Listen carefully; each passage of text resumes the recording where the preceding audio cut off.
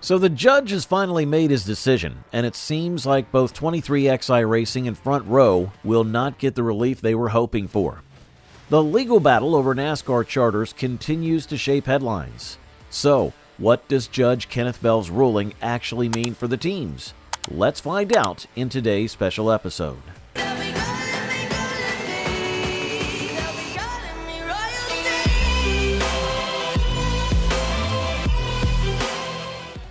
23XI Racing and Front Row Motorsports' main fight was to regain charter status for this season and to prevent NASCAR from reallocating their old charters to other organizations.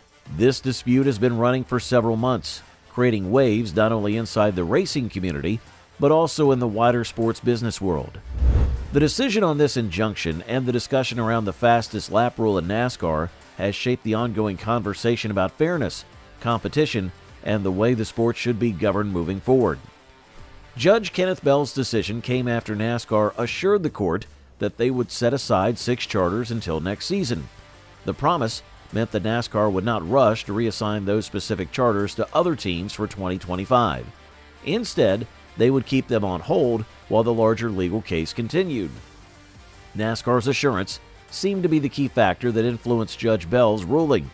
He emphasized that temporarily creating charters 37 through 40 would not cause any irreparable harm to the plaintiffs. In his words, NASCAR had agreed to maintain the status quo by holding back the additional charters. With this in place, Bell felt there was no urgent reason to grant the injunction.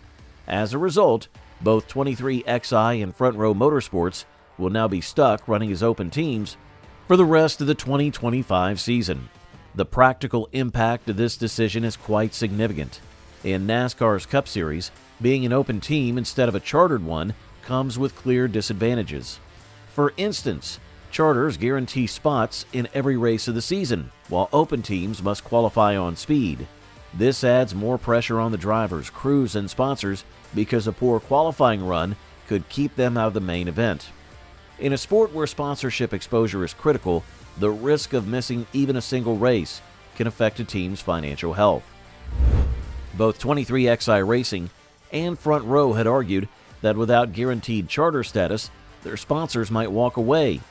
Considering that sponsorship deals can be worth millions of dollars per season, the threat of financial instability was a big concern.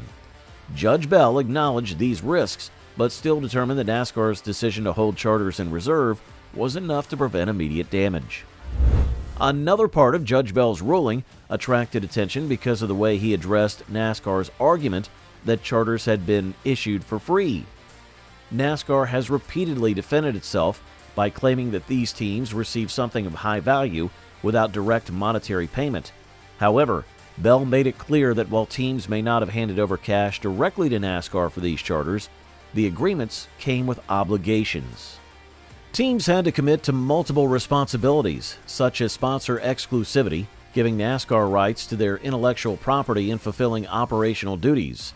These requirements were costly, even if they weren't in the form of a simple purchase price.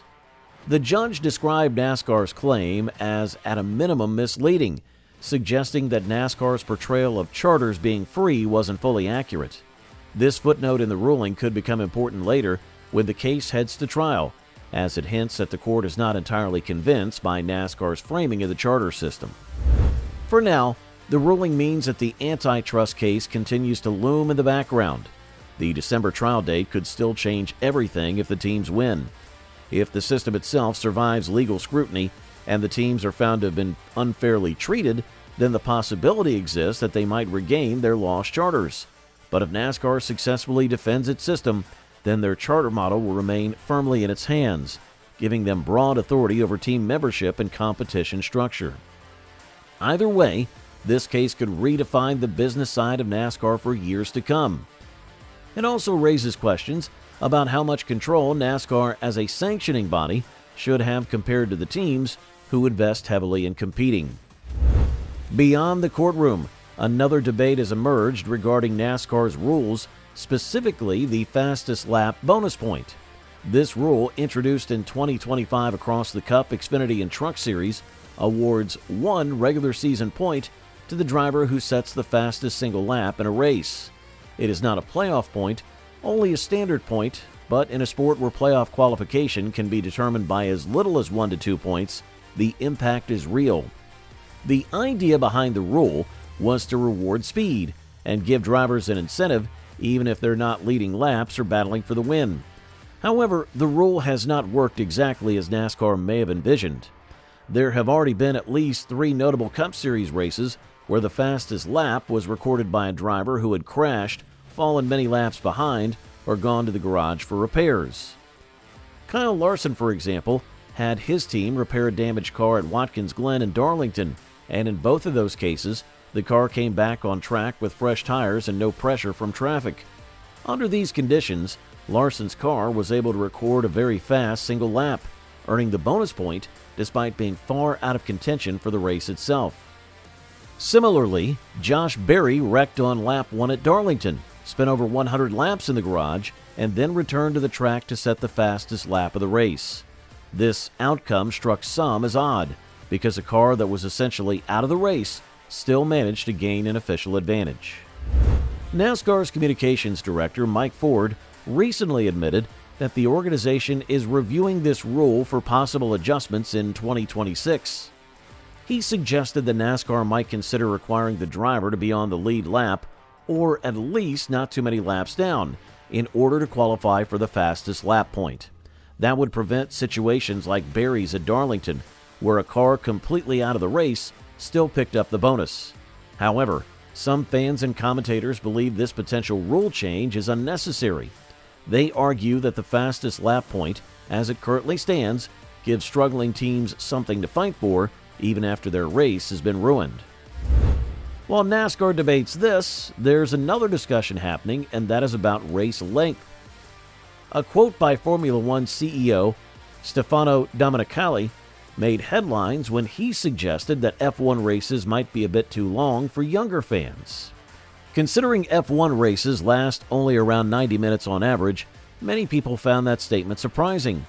Motorsport.com even compared the average race lengths between NASCAR, IndyCar, and F1. Formula One races are less than half as long as most NASCAR Cup events, yet there's talk of making them shorter.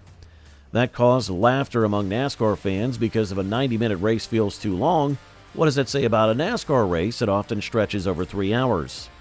In truth, NASCAR races are much longer. The Daytona 500, for example, regularly lasts over 3.5 hours. The Coca-Cola 600, the longest race on the schedule, can easily push past 4 hours, and even regular events like Richmond or Kansas often stretch into the 3-hour and 15-minute range. Compared to other sports, that's a long time. If NASCAR were to aim for that 2.5-hour mark, it could mean reducing the number of laps at certain tracks. Now, whatever your thoughts are on the current situation, just write them down below, and while you're down there, make sure to hit that subscribe button as well.